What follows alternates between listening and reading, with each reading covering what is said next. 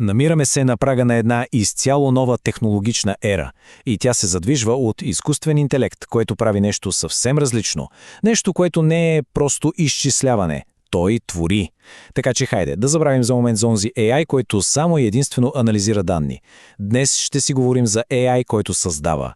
Да, създава изкуство, музика, дори и код. И ето го въпросът, който наистина променя всичко. Ами, ако AI можеше не просто да анализира, а и да създава. Помислете за това. Доскоро цялата ни цел беше да накараме машините да разбират света. Сега обаче ги учим да го обогатяват. Това е огромен скок. От анализ към въображение, от разбираме към създаване. Добре, нека да видим какво точно стои за тази революционна промяна. На практика, тя превръща изкуствения интелект от пасивен анализатор в активен творец. И ето го и ключовият термин, който трябва да запомним – генеративен AI. Най-лесно е да си го представим не като някаква гигантска енциклопедия, която просто пази факти, не, а по-скоро като артист, който е прочел абсолютно цялата енциклопедия и сега я използва за вдъхновение, за да нарисува чисто нова картина или да композира симфония, която никой не е чувал досега. А обхватът на този нов творец той е огромен. Той може да бъде писател, който ще състави онзи перфектен имейл, за който се чудим от часове. Може да е художник, който превръща няколко думи в зашеметяваща картина. Или композитор, който създава мелодии. Може да бъде дори програмист, който пише код. Възможностите наистина започват да пренаписват правилата на играта. Всичко това звучи почти като магия, нали? Но зад нея всъщност стои един изключително елегантен процес. Така че, хайде да надникнем заедно под капака и да видим как точно работи. В основата на всичко стои една единствена дума – предсказване. Сещате ли се как телефонът понякога се опитва да предложи следващата дума, докато пишете съобщение? Тези модели правят абсолютно същото, но в космически мащаб.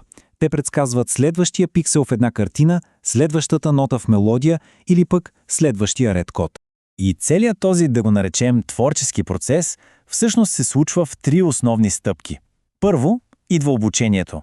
Представете си как моделът буквално поглъща неовразими количества данни. Говорим за милиони текстове, изображения, звуци, всичко. След това идва ред на откриването.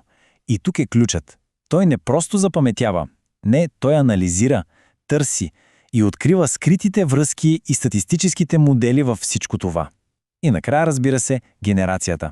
Въоръжен с цялото това знание, моделът вече е готов да създаде нещо чисто ново, като комбинира тези научени модели по абсолютно оригинален начин. И това вече не е просто някаква теория или научна фантастика. Всъщност, тази технология е в основата на инструменти, които много от нас вече познават, а може би дори използват. Ето три от най-известните примери. ChatGPT е, така да се каже, виртуозът на текста. Може да води разговори, да пише есета, какво ли не. Dall-E пък е визуалният артист. Той превръща думите в изображения. А GitHub Copilot е просто незаменим асистент за всеки програмист, защото буквално дописва кода. Всеки от тях е експерт в своята творческа област. Но истинската революция, тя настъпва, когато AI спре да бъде само тесен специалист в една област и започне да комбинира сетивата си.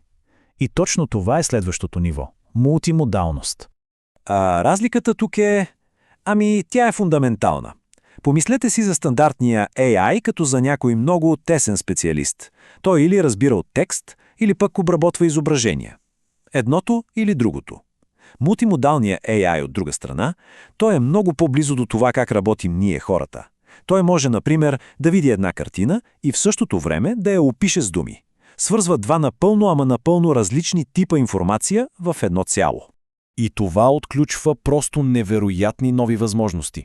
Представете си да покажете снимка на съдържанието в хладилника и AI веднага да предложи рецепта. Или пък да водите плавен разговор с него, превключвайки между говор и текст, без никакво забавене. Точно това е силата на комбинираните сетива.